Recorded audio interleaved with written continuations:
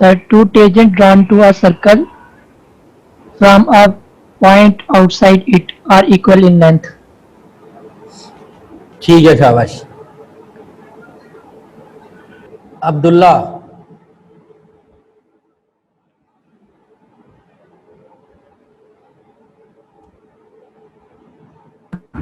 जी sir. ये बेटा statement पढ़ी है अभी ताहा ने, नहीं बल्कि अली हसन ने, ताहा तो बोला ही नहीं। तो इस स्टेटमेंट में किस डायग्राम का जिक्र है?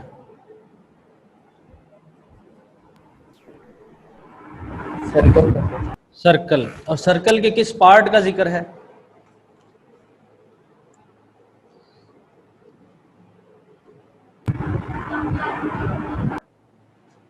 Do you? टेंजेंट के बारे में बताया गया है, पॉइंट आउट। चलिए शाबाश, ठीक है जी। देखिए स्टेटमेंट के मुताबिक two tangent drawn to a circle from a point outside it, ये जो बात है, जो अल्फाज मैंने अभी पढ़े, ये सारा गिवन में आना है। यानी हमें एक सर्कल बनाना है और उसके आउटसाइड एक पॉइंट लेना है। तो सर्कल का सेंटर होगा, फर्ज कर लिया ओ बुक के मुताबिक, और जो आउटसाइड पॉइंट है वो है पी।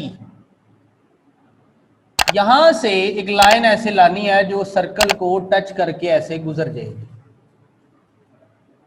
तो इसे हम टेंजेंट कहेंगे फ्रॉम पी। इस पॉइंट का नाम हम रख देते हैं बी। इसी तरह यहां से एक लाइन ड्रा करेंगे और ये इस तरह टच करके गुजर जाएगी, इसको हम कह देते हैं ए। और यहां से एक बात ऑब्जेक्टिव बन जाता है कि सर्कल के बाहर एक पॉइंट है, वहां से सर्कल पर कितने टेंजेंट ड्रा किए जा सकते हैं। तो ये उसके मतलब आंसर बन जाता है कि एक पॉइंट आउटसाइड है डेट इज पी, तो उससे सिर्फ दो टेंजेंट ड्रा किए जाते हैं। तो गिवन में आ जाएगा a circle with centre O,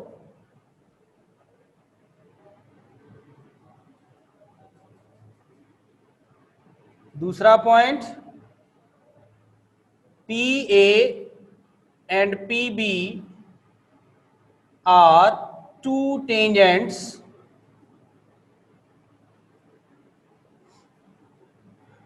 from P, आगे ब्रैकेट में लिख दें outside the circle, P A P B are two tangent from point P to prove. अब बेटा जो मैंने अल्फाज स्टेटमेंट से पढ़े तो उससे आगे है आर इक्वल इन लेंथ। तो टेंजेंट है पी ए और पी बी, पी से ए और पी से बी, ये लेंथ बराबर है, तो पी ए कॉन्ग्रुएंट है पी बी के। क्या गिवन में और टू प्रूव में ऐसी ही बातें लिखी हुई हैं बच्चों? सर। चलें कंस्ट्रक्शन। कंस्ट्रक्शन ये है कि इस ओ को ज्वाइन कर दें बी से भी और ए से भी और पी से भी, ये कंस्ट्रक्शन बन गए। तो यहां हम कंस्ट्रक्शन लिख देते हैं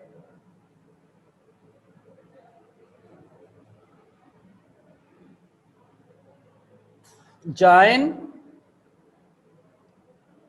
ओ to A B and P.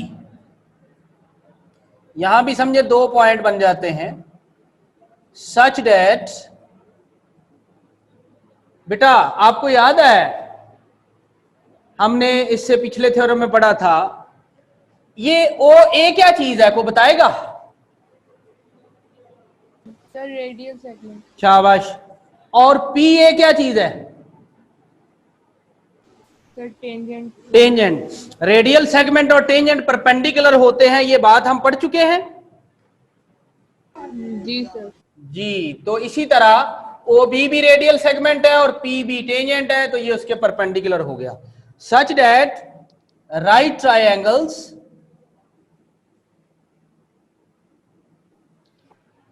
क्या नाम बनता है इस ट्रायंगल का? ओ ए पी,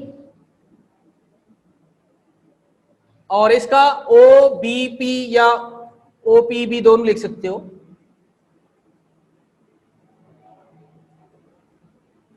फॉर्म्ड। जब हम ज्वाइन करते हैं तो हमें दो राइट ट्रायंगल मिलती हैं, बन जाती हैं। उसके बाद प्रूफ की तरफ आते हैं। यहां तक किसी के ज़हन में कोई बात?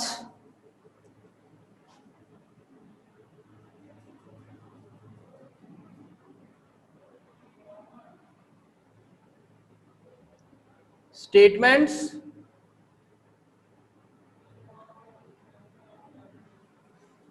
रीजंस। चेक करना मैंने स्पेलिंग ठीक लिखे हैं?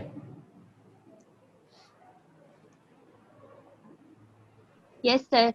चले जी, कितनी ट्रायंगल बनी है इस डायग्राम में? सर 2। दो। Consider them. हम इसमें सोचें, अगर कंसिडर राइट ट्रायंगल्स,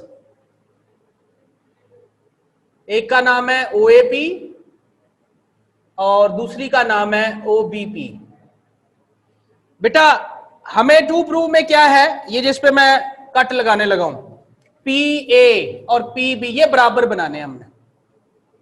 क्या ये ट्रायंगल का हिस्सा है? Yes sir. तो इसका मतलब ये हुआ कि अगर हम ट्रायंगल्स को कॉन्ग्रुएंट कर लें तो ये दोनों बराबर बनाए जा सकते हैं। तो इन दोनों ट्रायंगल को कॉन्ग्रुएंट करना है। कौन सी ट्रायंगल्स हैं बच्चों ये? Sir right angle triangle. Right angle triangle. अच्छा, अब जरा किसी एक बच्चे से बात करते हैं।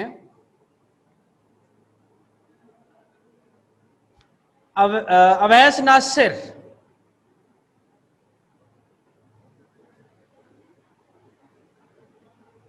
अवैस नासिर। Yes sir. क्या हाल है बेटा? यस सर, ठीक हो सर। अच्छा, कितनी राइट ट्रायंगल लिखी है मैंने? 1। कितनी राइट ट्रायंगल्स लिखी हैं मैंने? 3। 3। कौन कौन सी? Right angle triangle. जी, राइट ट्रायंगल कितनी लिखी है मैंने यहां पर? राइट एंगल ट्रायंगल आपने लिखी है 2 लिखी है सर। तो आप 3 कह रहे हो। चले, इनमें से किसी एक का नाम बताएं जरा।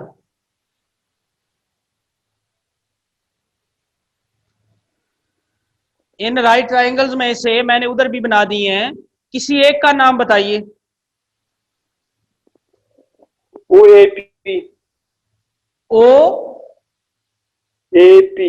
अच्छा, राइट ट्रायंगल में परपेंडिकुलर होता है बेस और हाइपोटेन्यूज।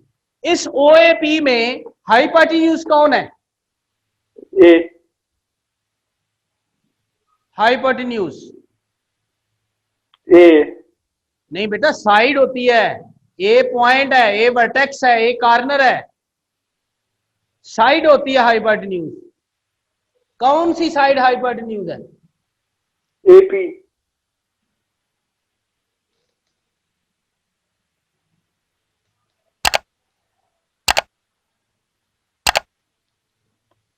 AP। Yes sir. कैसे पहचाना? AP हाइपोटेन्यूज, क्योंकि ये जो है ना उसमें वो एंगल लगा हुआ है। सॉरी, मैं नहीं समझ पाया आपकी आवाज। ए जो है ना सर, जी। वो उसमें एंगल लगा हुआ है, 90 डिग्री का एंगल बन। ए पे 90 का है, इसलिए AP जो है वो, यानी यू मीन ये जो AP है ये हाइपोटेन्यूज है? Yes sir. नहीं यार, चलो किसी और ने हाथ ऊपर किया हुआ था। ताहा। सर OP हाइपोटेन्यूज है। OP हाइपोटेन्यूज है, कैसे पता चला? सर क्योंकि ये राइट एंगल के सामने है। Very good. मैं यहां पे आप बनाने लगा हूं, ये नोट कर लेना जिनको नहीं पता।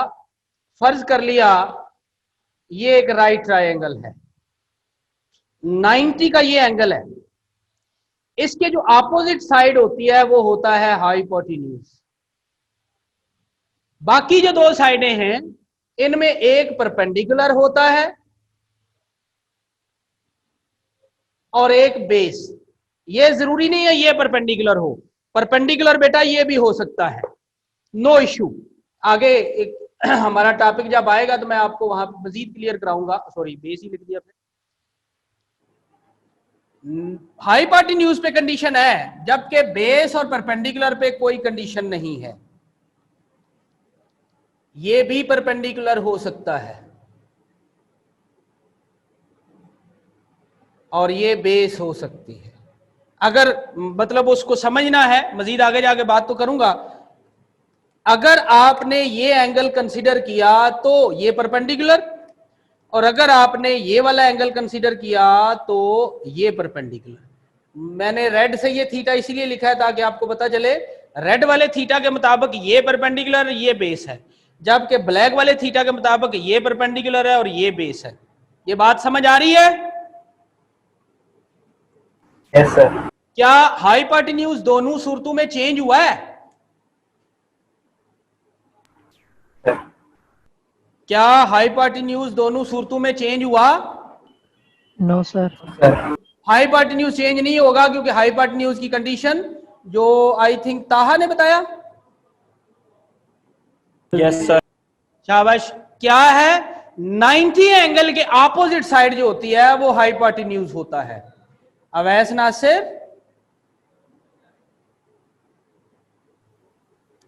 Yes sir. तो बेटा ए पे 90 का एंगल बन रहा है तो उसके जो ऑपोजिट साइड है उसका नाम क्या बनता है? ओपी। ओपी। तो हाइपोटेन्यूज क्या हुआ फिर? ओपी। शाबाश। अब ये बी पे भी 90 का एंगल बन रहा है तो इस ट्रायंगल का हाइपोटेन्यूज का नाम क्या बनेगा? ओपी। शाबाश, ओपी। यही बात हम यहां लिखेंगे, हाइपोटेन्यूज ओपी कांग्रुएंट है हाइपोटेन्यूज ओपी के। ये बेसिकली नाम दोनों का सेम है। और रीजन ये कांग्रुएंट क्यों हुए, मैंने यहां दोनों डायग्राम बनाई है, लेकिन जब इकट्ठी देखते हो तो क्या ओपी दोनों में कॉमन आ रहा है या नहीं आ रहा? Yes sir. तो यहां हम कॉमन लिख देंगे, common side of both triangle, या सिर्फ कॉमन, दैट्स इनफ।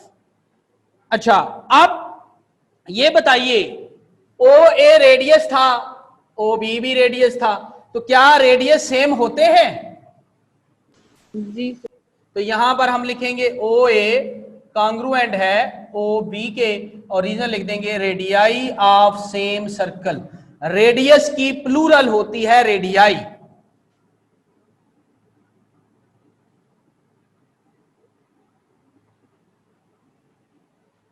कौन सी ट्रायंगल है बच्चों? ये राइट ट्रायंगल। आमतौर पे जब हम ट्रायंगल को कांग्रुएंट कर रहे होते हैं तो हमें 3 हिस्से बराबर करने होते हैं, जिसमें हमारे पास साइड एंगल साइड पोस्टुलेट या रूल, तीनों साइडों वाला रूल, या 2 एंगल और 1 साइड वाला रूल, इस तरह के रूल हमने यूज किए। लेकिन जो राइट ट्रायंगल होती है उसमें 3 की बजाय सिर्फ 2 का जिक्र कर दें, दैट्स एनफ।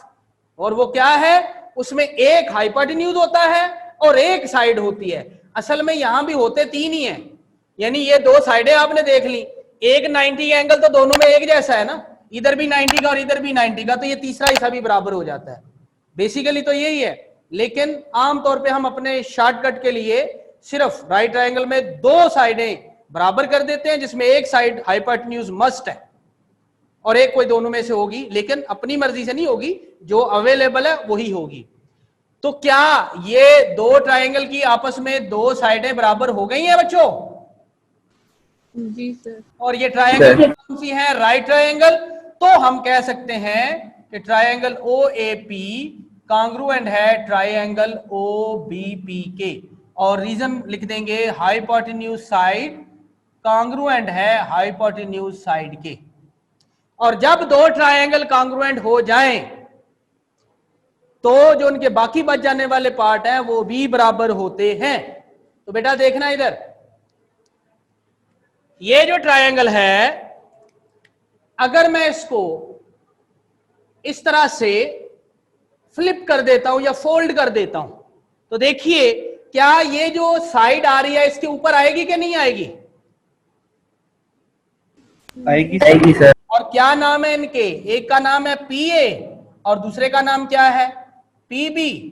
और क्योंकि ये ट्रायंगल ऑलरेडी कॉन्ग्रुएंट हम कर चुके और ये उनकी कॉरेस्पॉन्डिंग साइड बनती है, जब हम उनको फोल्ड करते हैं एक दूसरे के ऊपर तो जो साइड एक दूसरे के ऊपर आएगी, जो एंगल एक दूसरे के ऊपर आएगा उसे हम कॉरेस्पॉन्डिंग कहते हैं। यानी अगर मैं कहूं कि रेज योर राइट हैंड, जैसे मैंने किया हुआ है, अगर मेरे सामने आप बैठे होते तो यकीनन आप लोगों का जो राइट हैंड, फर्ज कर लें अभी जहां जहां बैठे हुए हैं वहां राइट हैंड रेज करते हैं, तो मेरा राइट हैंड आपको अपने लेफ्ट पे नजर आएगा।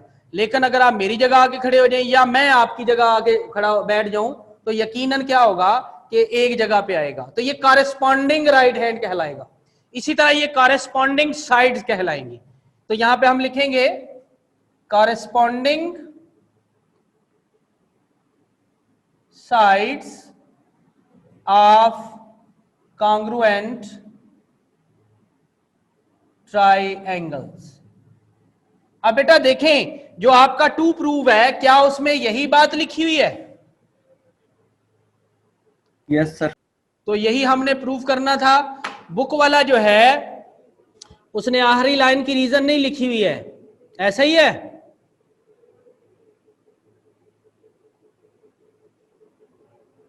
बुक के थ्योरम में देखें क्या आखिरी लाइन की रीजन है? No sir. नो। तो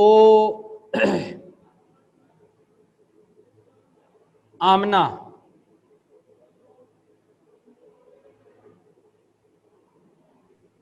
यस सर। आखिरी लाइन की रीजन क्या बनेगी? सर पता नहीं ये लिखी हुई है, सर, पढ़ो। मेरी प्रूफ तो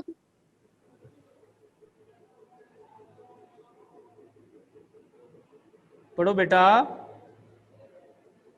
सर मेरा बार बार डिस्कनेक्ट हो रहा ओहो, चलें हिफ्सा, है। Yes sir. आखिरी लाइन की रीजन क्या होगी? Sir corresponding sides of a congruent triangle are शाबाश। also congruent। नहीं वहां वो लिखने और आल्सो कॉन्ग्रुएंट लिखने की जरूरत नहीं, दैट्स इनफ। ठीक है बहरहाल जी, आखिरी लाइन की रीजन ये है जी जो मैंने यहाँ लिखी हुई है, ये आप लोग अपनी कॉपी बुक पे लिख लीजिए। बुक में मिसिंग है, आपने ये लिखनी है वरना आपका नंबर कट जाएगा। बुक में एक बात और लिखी हुई है, यहाँ 90 के एंगल का जिक्र किया हुआ उसने पहले स्टेप में, तो अगर आप कर लेंगे तो वेल एंड गुड, अदरवाइज हमने यहाँ बता दिया है कि वो राइट ट्रायंगल, और अगर वो राइट ट्रायंगल है तो अंडरस्टूड है, एक एंगल तो 90 का होना ही है उसमें, तो नहीं भी लिखते तो इश्यू नहीं है, लेकिन बुक में लिखा हुआ है तो आप उसको आपको प्रेफर करना है। और बुक की आखिरी लाइन की रीजन नहीं है, उधर ये रीजन नोट कर लीजिए। अब आप ये थ्योरम नोट करना है तो कर लीजिए, 1-2 मिनट है आपके पास, फिर अगले थ्योरम पे चलते हैं।